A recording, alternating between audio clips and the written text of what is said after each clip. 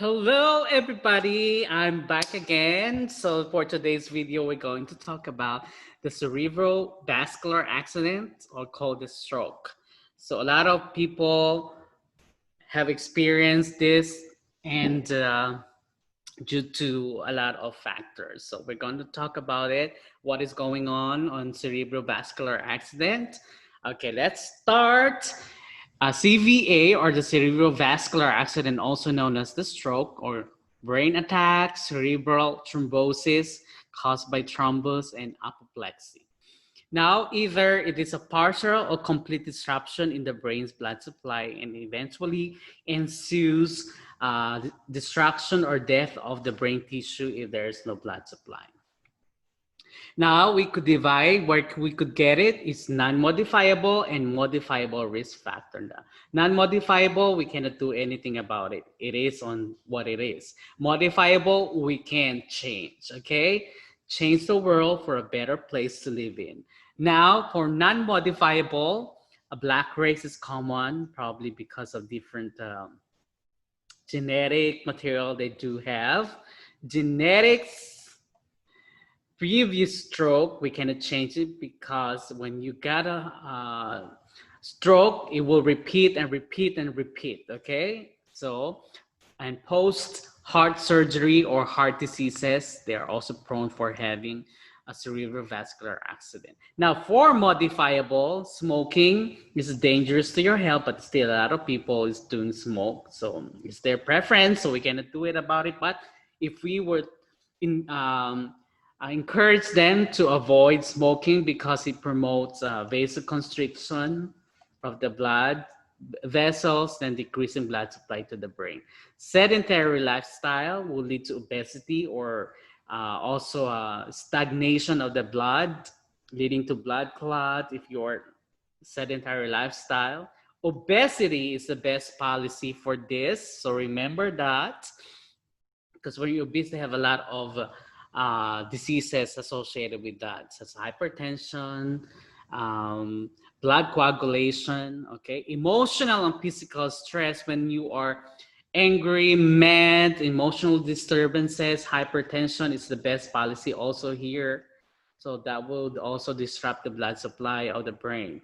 Hypertension or heart diseases such as diabetes mellitus, hypertension, MI, and atherosclerosis are prone for development of thrombus or blood clotting, and then that will lead to CVA.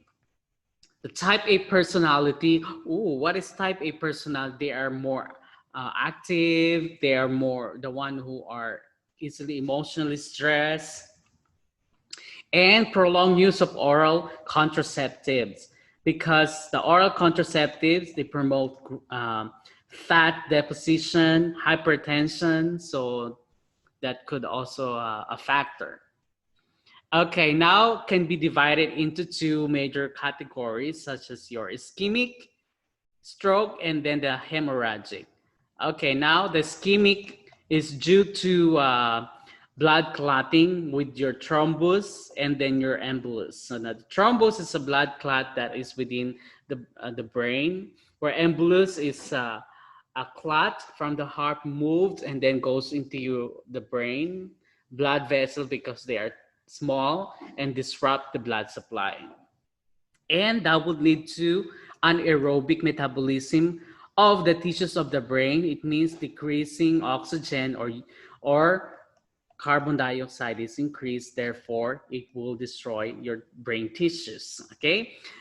And eventually could lead to cellular injury and death, okay? Hemorrhagic is due to hypertensive bleeding. It means like too much pressure on the blood vessel wall and disrupt or could pop up the blood vessel, and that will lead to hemorrhages, and that is hemorrhagic stroke.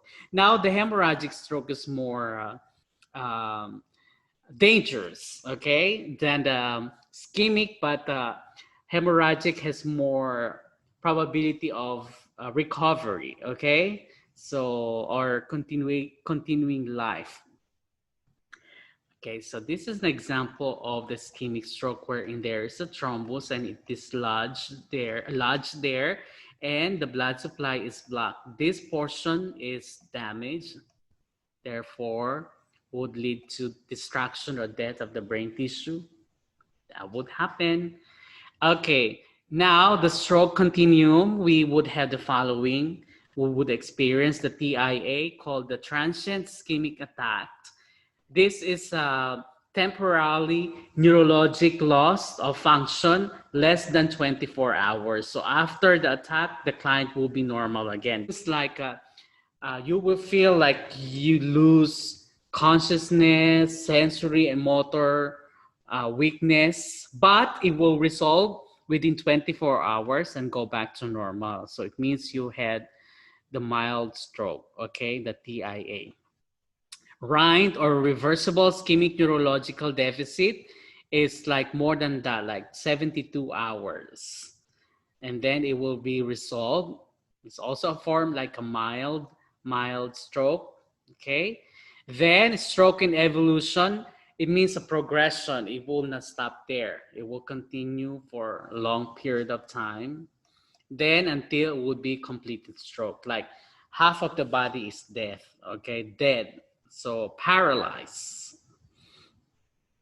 Now, what are the general manifestations? If you feel the following, of course, you have to go to the hospital or be admitted. Sudden or severe headache, unexplainable, with no known cause, unexplained dizziness, unsteadiness, or sudden fall, especially with any other signs, okay? So if you feel headache, severe headache, dizziness, and then you suddenly fall, suddenly difficulty of slurring of speech, it's also. Remember the functions of our brain, okay? Sudden dimness or loss of vision, particularly on one eye, okay? Check on that. And sudden weakness or numbness on half of the face, arm, and legs. So it numbed and it paralyzed, it get weak. So half side of the body, that is stroke, okay? Okay, now this is, okay, I already discussed this stroke and evolution and completed stroke. What are the other signs and symptoms? Okay, the client would have headache, Cheyne-Stokes respiration, dysphagia. So the client would have difficulty of swallowing as part of the muscle of swallowing is affected because it's controlled by the brain. Hypertension or increased BP. Focal and neurologic deficit of the client would have the following: hemiplegia, dysarthria, or called like the language, what I call to that, language is affected, means like you cannot, I forgot. Dysarthria is something that for the language development, okay? The client is unable to form language and then to be able to speak, okay? Aphasia is absence of speech. So when you talk, there's slurs and you cannot understand, okay? Agraphia, writing, alexia is like reading, and homonymous hemianopsia is like half is blind or unable to see, and apraxia, the disordered skill, is lost, okay? These are common for CVA. Okay, diagnostic tests are CT scan. Let's see if they have like a clot form, MRI of the brain tissue, and angiography if they are like blood clot that is lodged on the blood vessels. Nursing interventions, remember this, okay? Maintain a patient airway all the time and adequate ventilation. They will be on mechanical ventilation and administering O2 to be delivered to the brain as well, okay? Restrict fluid, it prevents cerebral edema, okay? We're gonna restrict fluid for the client and elevate the head of the bed 30 to 45 degrees angle and avoid Valsalva maneuver because remember ICP.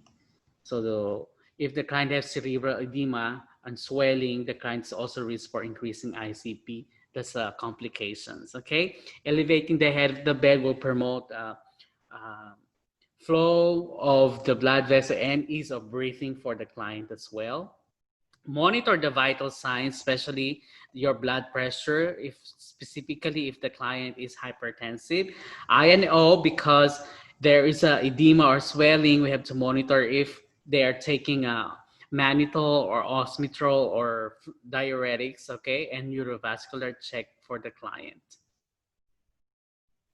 Another nursing intervention continuation, prevent complications of immobility because the client is immobile. We have to turn the client every 2 hours. Okay, turn to prevent the skin breakdown as well, and immobility, range of motion exercises, egg crate mattress or water bed. So, but I don't think they are using this now. This is to promote also like ventilation on the skin, okay? Sandbag or footboard is also important because the foot are in a flaccid state. They could have what a contracture, so you have to give this. Proper positioning, or like trochanteric rolls to the side.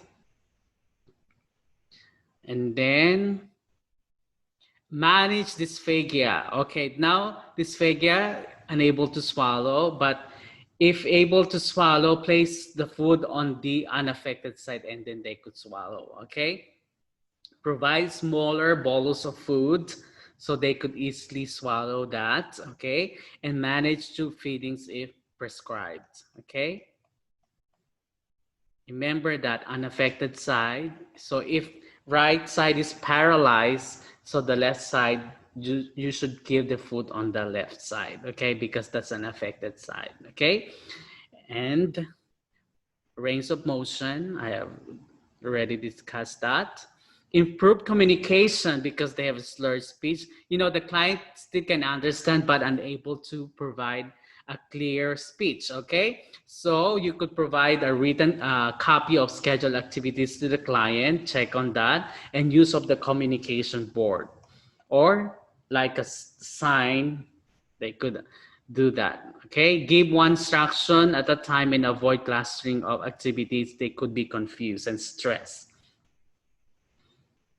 Manage sensory perceptual difficulties because if the half side of the body is affected, so approach patient on the unaffected side. So if the right side is affected, then you have to go to your left, okay?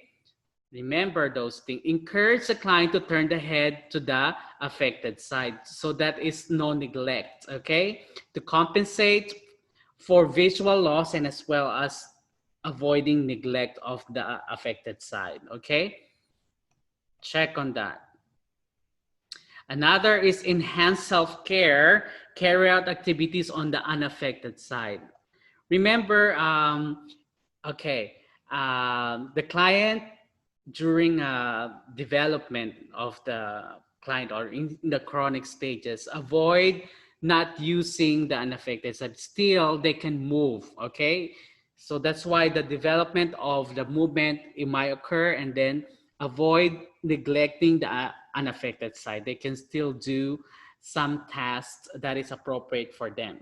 Prevent unilateral neglect. That's what I'm talking about here. That's why unaffected side could be useful if they are given priorities as well, okay? And use large mirror. Why? Using large mirror, they can see themselves. So what is happening to the body?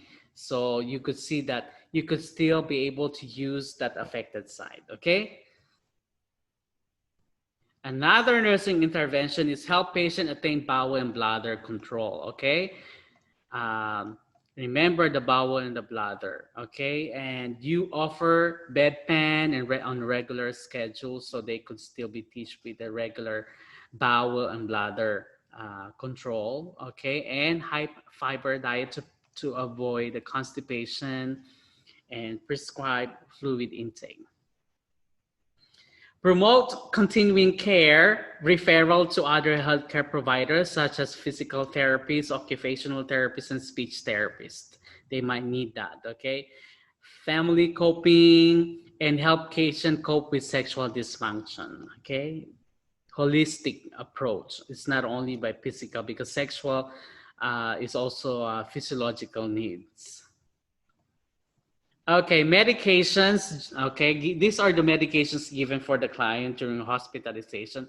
I have told you this: osmotic diuretics such as mannitol, okay, to prevent cerebral edema and decreasing the inflammation. Loop diuretic as well, Lasix, furosemide, corticosteroids for dexamethasone for your cerebral edema, mild analgesic for headache, and thrombolytic or fibrolytic agent to prevent thrombus formation, okay?